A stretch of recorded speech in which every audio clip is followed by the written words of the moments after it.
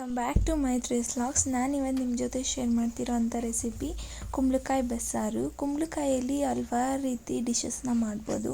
ಕುಂಬಳಕಾಯಿ ಪಲ್ಯ, ಕುಂಬಳಕಾಯಿಂದ ಕುಂಬಳನ್ನ ಈ ಥರ ಎಲ್ಲ ಮಾಡ್ಕೊಂಡು ತಿಂದಿರ್ತೀರ. ಒಂದ್ಸತಿ ಕುಂಬಳಕಾಯಿ ಬಸ್ಸಾರನ್ನ ಟ್ರೈ ಮಾಡಿ, ತುಂಬಾ ರುಚಿಯಾಗಿ ಬರುತ್ತೆ ಇದಂತೂ.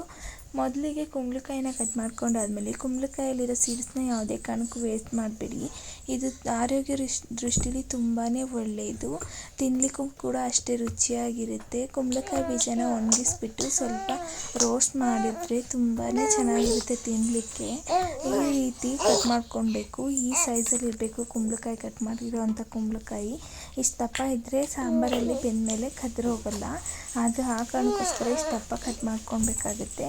ಅದಾದಮೇಲೆ ಇದನ್ನು ನೀಟಾಗಿ ವಾಶ್ ಮಾಡ್ಕೊಳ್ಬೇಕು ವಾಟರಲ್ಲಿ.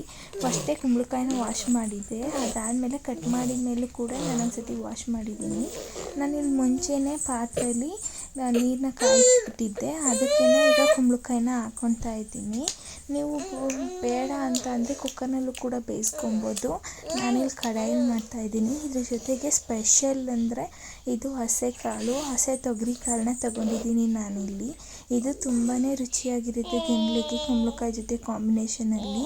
ಒಂದ್ಸಲ ಟ್ರೈ ಮಾಡಿ ನೋಡಿ, ತುಂಬಾ ರುಚಿಯಾಗಿ ಬರುತ್ತೆ. ಅದಾದಮೇಲೆ ಹುಳಿಗೋಸ್ಕರ ನಾನಿಲ್ಲಿ ಹುಣಸೆ ಹಣ್ಣನ್ನೇ ಯೂಸ್ ಮಾಡಿಲ್ಲ. ಇದ್ರ ಬದಲು ಇಲ್ಲಿ ನಾನು ಟೊಮೊಟೊನ ಹಾಕ್ತಾಯಿದ್ದೀನಿ. ಸ್ವಲ್ಪ ಟೊಮೊಟೊ, ಸ್ವಲ್ಪ ಹುಣಸೆ ಹಣ್ಣನ್ನು ಎಲ್ಲರೂ ಯೂಸ್ ಮಾಡ್ತಾರೆ. ನಾನು ಟೊಮೊಟೊನೇ ತೊಗೊಂಡಿದ್ದೀನಿ. 2 ಟೊಮೊಟೊನ ಈ ಥರ ಸ್ವಲ್ಪ ಈ ಥರ ನೋಡಬೇಕು, ಟೊಮೊಟೊ ಒಳಗಡೆ ಕೆಟ್ಟೋಗಿರುತ್ತೆ ಅನ್ನೋ ಕಾರಣಕ್ಕೋಸ್ಕರ ಈ ಥರ ಇದು ಮಾಡಿಬಿಟ್ಟು ನಾನು ಹಾಕ್ತಾಯಿದ್ದೀನಿ. ಅದಾದಮೇಲೆ ಕಾಯಿನ ಹೋಳು ಮಾಡಿದರೆ ಒಂದು ಹೋಳಲ್ಲಿ ಅರ್ಧದಷ್ಟು ತೆಂಗಿನಕಾಯಿನ ನಾನಿಲ್ಲಿ ತೊಗೊಂಡಿದ್ದೀನಿ. ಅದನ್ನು ಈ ಥರ ಹಚ್ಚಿಬಿಟ್ಟು ಸ್ವಲ್ಪ ಮಿಕ್ಸಿಗೆ ಹಾಕ್ಬಿಟ್ಟು ತರ್ತರಿಯಾಗಿ ಪುಡಿ ಮಾಡ್ಕೊಬೇಕಾಗುತ್ತೆ, ಅಂದರೆ ರುಬ್ಕೊಬೇಕಾಗುತ್ತೆ. ಯಾಕೆ ಅಂದರೆ ಕಾಯಿ ಈ ಥರ ಹೆಬ್ಬಿಟ್ಟಿರೋದ್ರಿಂದ ತುರಿಲಿಕ್ಕೆ ಸ್ವಲ್ಪ ಕಷ್ಟ ಆಗುತ್ತೆ ಅನ್ನೋದಕ್ಕೋಸ್ಕರ ನಾನಿಲ್ಲಿ ಈ ಥರ ಮಾಡಿದ್ದೀನಿ. ನೋಡಿ, ಇಷ್ಟ ತರ್ತರಿಯಾಗಿ ರುಬ್ಬಿದ್ದೀನಿ ನಾನಿಲ್ಲಿ. ಇದಾದಮೇಲೆ ಇವಾಗ ಮಸಾಲೆನ ಜೋಡಿಸ್ಕೊಬೇಕಾಗುತ್ತೆ. ಹಸಿರು ಮೆಣಸಿನ್ಕಾಯಿ, ಒಣಮೆಣ್ಸಿನ್ಕಾಯಿ, ಬೆಳ್ಳುಳ್ಳಿ, ಆಮೇಲೆ ಜೀರಿಗೆ, ಈರುಳ್ಳಿ ಇದೆಲ್ಲ ಬೇಕಾಗುತ್ತೆ ಒಗ್ಗರಣೆಗೆ.